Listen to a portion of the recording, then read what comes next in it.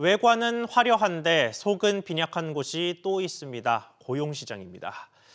지난달 고용률은 10월 기준 역대 최대치를 기록하는 등 호조세를 보였습니다만 청년 취업과 실업의 형태를 보면 불안한 모습이 여전했습니다.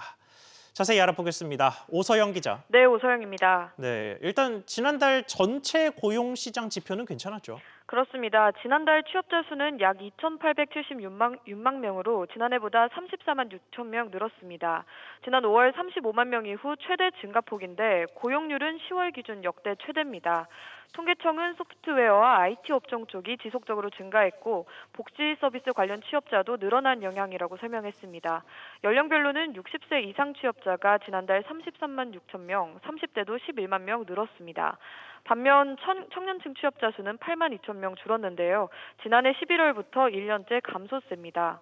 업종별로 보면 도소매업 취업자가 1만 1천 명 늘어 4년 5개월 만에 증가로 전환했습니다. 반면 제조업은 7만 7천 명 줄어들면서 10개월째 감소했는데요.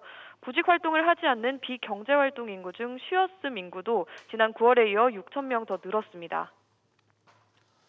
네, 연령별로 또 업종별로 취업 희비가 엇갈리는 추세가 계속 이어지고 있는데 이게 임금 격차로도 나타난다고요? 네, 그렇습니다. 이 완화 추세를 보이던 임금 불평등이 지난 2020년 이후 더 심화하는 모습입니다. 한국고용정보원에 따르면 시간당 임금의 불평등 정도를 계수화한 진위계수는 지난 2020년까지 줄었다가 이후 2021년에 0.327, 지난해는 0.332로 다시 커졌습니다.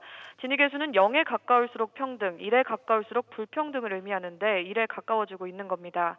임금을 10개 구간으로 나눠서 보면 저임금인 1분위가 시간당 임금이 9천 원 정도 오를 동안 9분위는 3만 원 정도가 올랐습니다. 임금이 낮은 일자리를 중심으로 고령층과 여성 취업자가 늘어난 것이 영향을 준 것으로 분석됩니다. SBS 비즈 오서영입니다.